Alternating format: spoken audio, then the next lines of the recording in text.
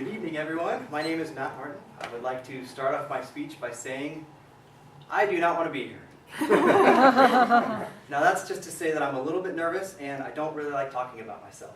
A number of you are aware that I have dodged this speech a few times, but I'm here now. I think that two of the most appropriate places to talk about yourself is job interviews and Toastmaster Icebreaker speeches. So I'll jump right into it. I will walk you through some of my professional background and give you some of my personal background as well and leave you with a tip. So I've been working ever since I have been old enough to hold a shovel. My dad is a general contractor, and I remember he bailed me out of bed one morning when I was about 8 years old and said, "Boy, I'm going to teach you how to work." So I can recall many years later that I had a moment where I said, "Mission accomplished, Dad."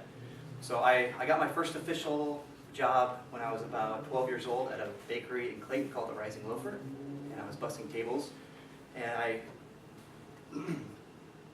And then I later got a job at Oakers Country Club, where I was doing various number of things, with lifeguard, working banquets, serving tables, and also worked at Long's and Domino's. I kind of bounced around between those three jobs for about 4 years until I went off to college.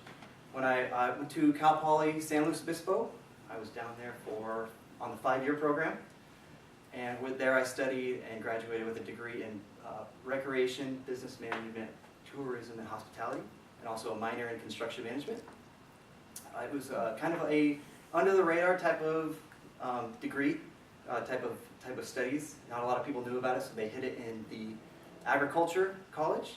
But it was a very well-versed study. I kind of joked that it was often referred to as another name for undecided, because there weren't very many people there. Just to give you an example, some of you may remember a speech that Jeffrey gave a few weeks ago about tourism and trying to get the whole room to decide on where to travel in the same place. And you did such a good job on that speech that you could have been a guest speaker in one of my marketing classes. I was the first person at Cal Poly to have the combination of recreation and construction management background. And I didn't really know what I was doing, and they thought that I was onto something, so they kind of created a program. And I had 3 or 4 followers until I realized that I did not know what I was doing, so they foiled that program. When I got down to San Luis Obispo, I started my own business. It was a home repair business, just named after myself, Martin Company. And I was able to pass out flyers and get a number of clients. I would just do odd jobs around their house, hanging cabinets. My biggest task was repairing a roof. Anything you can imagine, no job too small. And in the spare time, I also got a job at a restaurant called the Upper Crust, where I was a server and eventually became the manager there, and was able to support myself through college and continue that. So after I graduated college, I got a phone call from my dad, and he said, "Hey son, come look at this investment that I bought." It was out in Copperopolis, if any of you know where that is. It's east of Stockton by about 45 minutes. Mm-hmm. And he bought a marina, and on this marina he bought it for the passive income, the boat slips, the gas dock, and the launch ramp.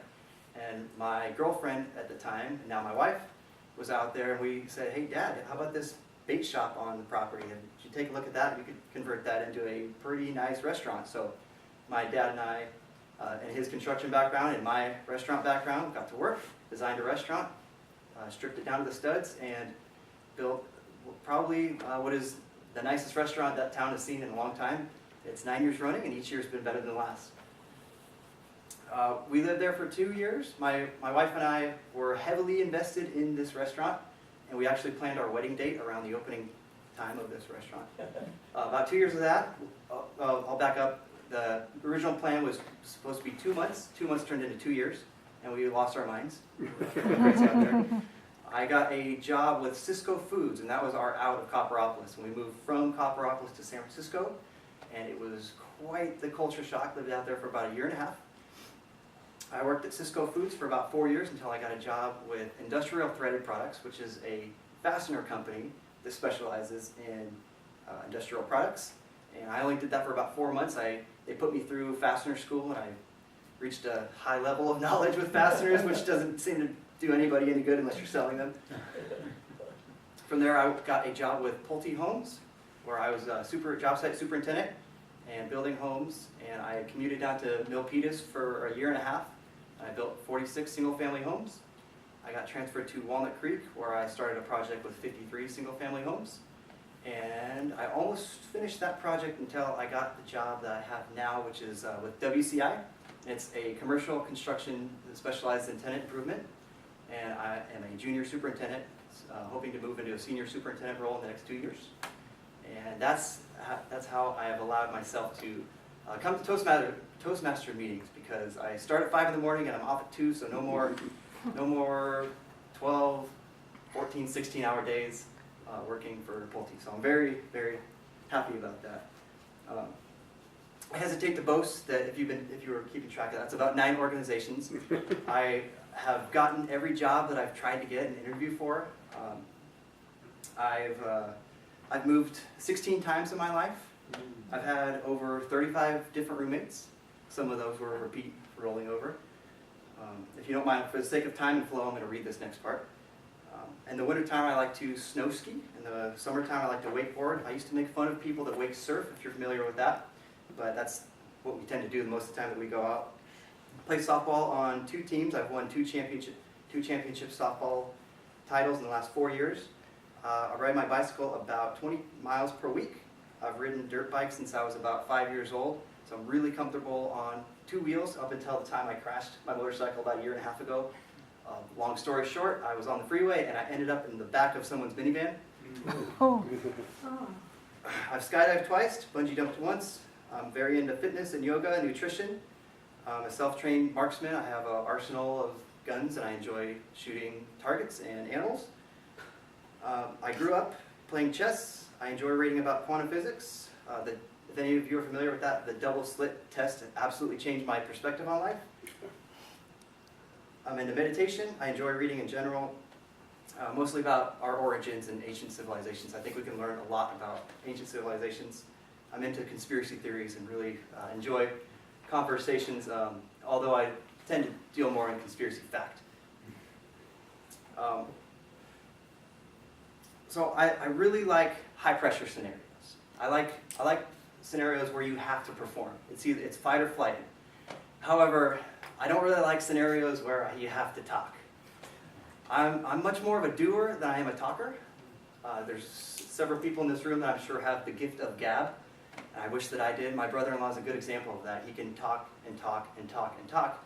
Not just the way that is filling the air, but more just having a substance conversation. And it's something that I wish I had, and I don't.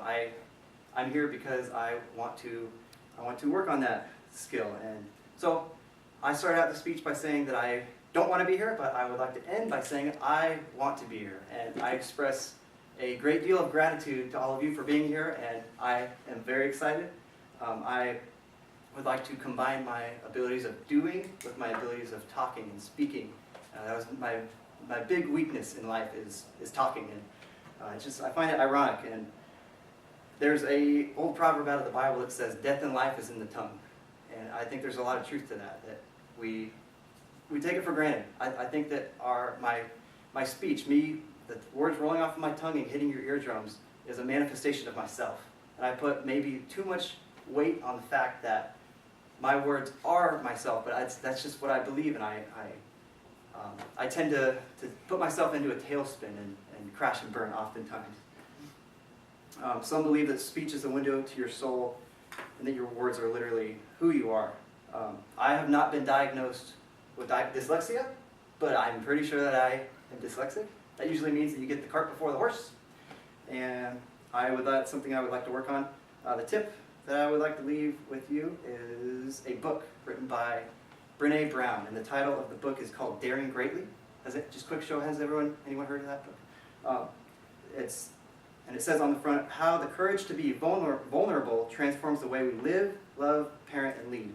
And that book was an absolute game changer in my life. It's just the ability to be vulnerable and just to let yourself out there and be present, really, and just to let your guard down. It seems counterintuitive, especially in the construction world, because everyone's out there being tough and gruff, but to let your guard down is actually, I've found, has opened many doors, and it's something that I try to do every day. So I would like to get to a point in my life where I can be vulnerable and be articulate, as well as maintain my ability to do things I see the being vulnerable as a kind of a secret to life, not the secret to life, but it's one.